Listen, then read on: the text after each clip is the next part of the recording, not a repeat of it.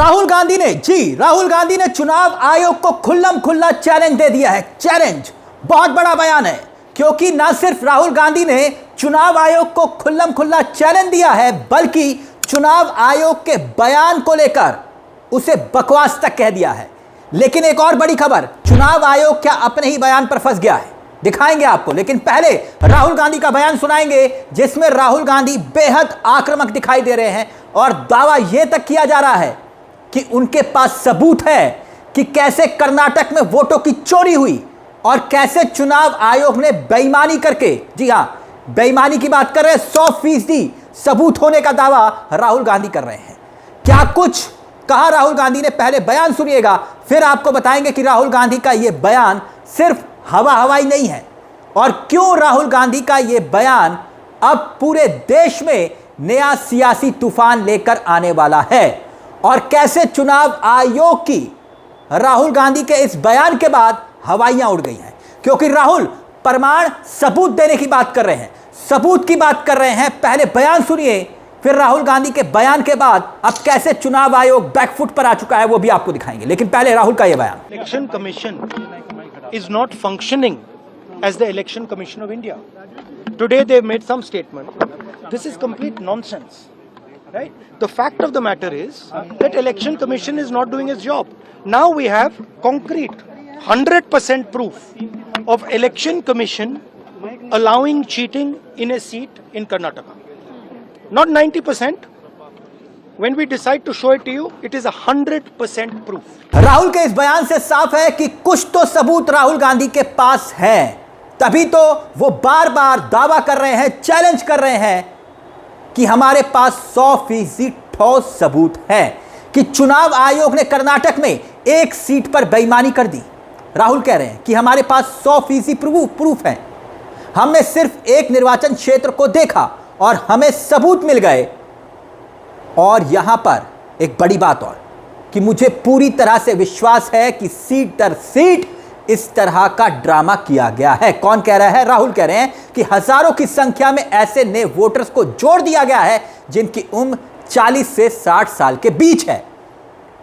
इसके साथ साथ वोटर डिलीट किए गए हैं। मैं चुनाव आयोग को मैसेज, चेतावनी देना चाहता हूं। सुनिएगा कि क्या कह रहे हैं राहुल, कैसे चैलेंज दे रहे हैं कि चुनाव आयोग को मेरा संदेश है कि अगर आप सोचते हैं कि आप ऐसा करके बच जाएंगे तो आप गलती कर रहे हैं। हम आपके पीछे आ रहे हैं, हम आपके पीछे हैं। सुनिए राहुल और क्या कुछ कह रहे हैं। Thousands and thousands of new voters. How old are they? 50, 45, 60, 65 new voters. Thousands and thousands and thousands, one constituency. Karnataka की Yes, and this is one thing. Right, voter deletion, voter addition, new voters who are 18, who are way above 18. So we have caught them. Okay, and I want to send a message to Election Commission. Yes, sir. If you think you're going to get away with this, if your officers think you're going to get away with this, you're mistaken. You're not going to get away with it, because we are going to come for you. आपको बता दें कि यह बयान राहुल गांधी ने तब दिया है जब बिहार में चल रही वोटर लिस्ट SIR प्रक्रिया के खिलाफ संसद भवन के बाहर विपक्षी दलों ने गुरुवार को भी प्रदर्शन किया। गुरुवार क्यों? क्योंकि बुधवार, मंगलवार, सोमवार, ये सभी दिन, तीनों दिन विरोध प्रदर्शन हुआ संसद के भीतर और वो अभी भी जारी है। तो राहुल गांधी ने चुनाव आयोग के बयान को ना सिर्फ उस दौरान बकवास बताया, बकवास कहा, बल्कि राहुल गांधी ने यह भी कहा कि बहुत सीरियस मामला है। चुनाव आयोग इलेक्शन कमीशन ऑफ इंडिया की तरह काम नहीं करता हुआ दिखाई दे रहा। यानी ये कुछ नेता नहीं बोल रहे हैं, यह बयान लोकसभा में विपक्ष के नेता राहुल गांधी का है कि क्या चुनाव आयोग का बयान ये कंप्लीटली नॉनसेंस है। अब समझिए राहुल गांधी ने यह बयान क्यों दिया। दरअसल हुआ यह कि चुनाव आयोग का एक बयान सामने आया जिसमें चुनाव आयोग यह कह रहा है कि भारत का संविधान ही भारत के लोकतंत्र की जननी है, किसी भी डर या बहकावे में ना आए। और चुनाव आयोग ने यह भी कहा कि हम मृतक स्थायी तौर पर प्रवास कर गए मतदाताओं और 2 जगह वोट बनवा चुके मतदाताओं, यानी कि वोटरों को, फर्जी मतदाताओं को या फिर विदेशी मतदाताओं को वोट डालने की अनुमति हरगिज नहीं देंगे। किसने कहा? चुनाव आयोग ने। अब चुनाव आयोग संविधान में दिए गए अधिकारों की सीमा का जिक्र कर रहा है, मगर क्या चुनाव आयोग सवालों से बच जाएगा? सवाल क्या जो राहुल गांधी उठा रहे हैं, सवाल बड़ा है, क्योंकि यह पहली बार नहीं है कि राहुल गांधी सबूतों का जिक्र कर रहे हैं।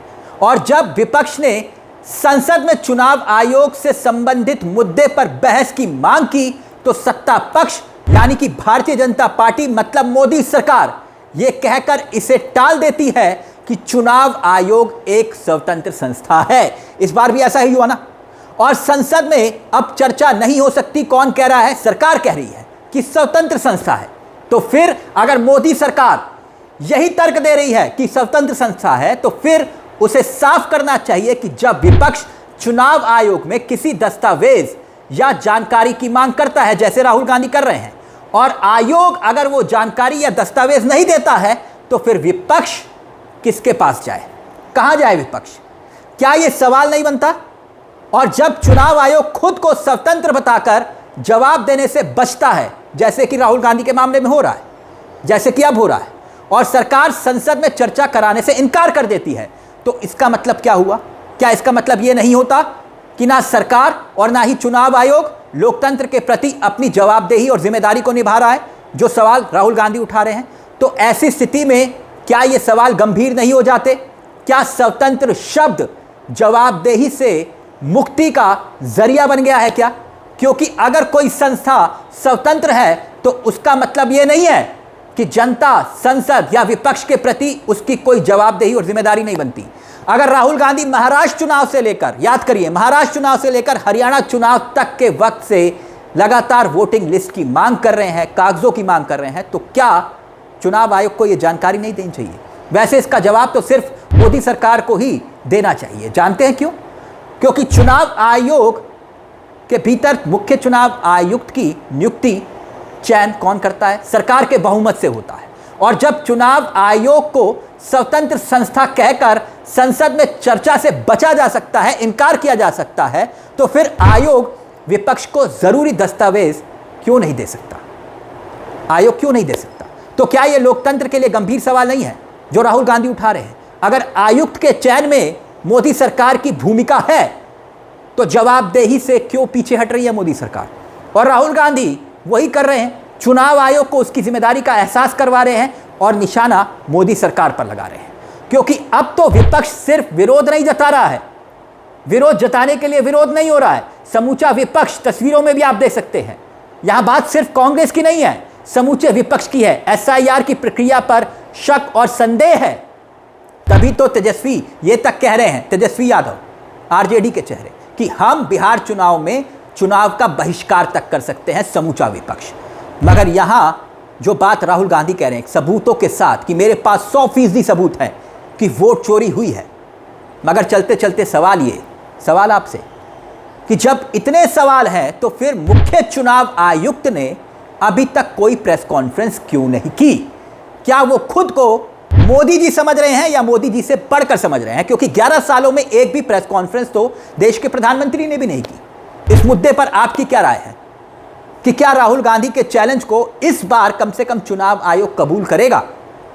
क्या आमने सामने बैठकर बात होगी?